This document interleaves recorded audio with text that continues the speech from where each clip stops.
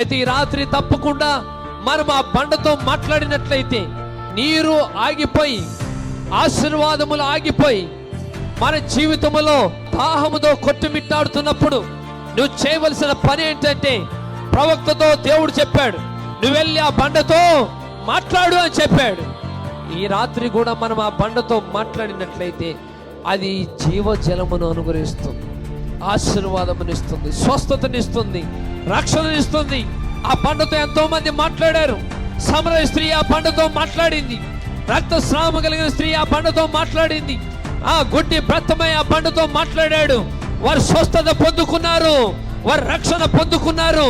దమస్కు మార్గములో పౌలు ఆ బండతో మాట్లాడాడు, అతని జీవితం మార్చబడింది. ఈ రాత్రి ఆ బండతో మనం మాట్లాడదాం, జీవజలాన్ని మనం పొందుకుందాం, విమోచనలో గల సంపూర్ణమైన సంతోషాన్ని అనుభవిద్దాం. ఈ భూమి మీద ఉన్నప్పుడే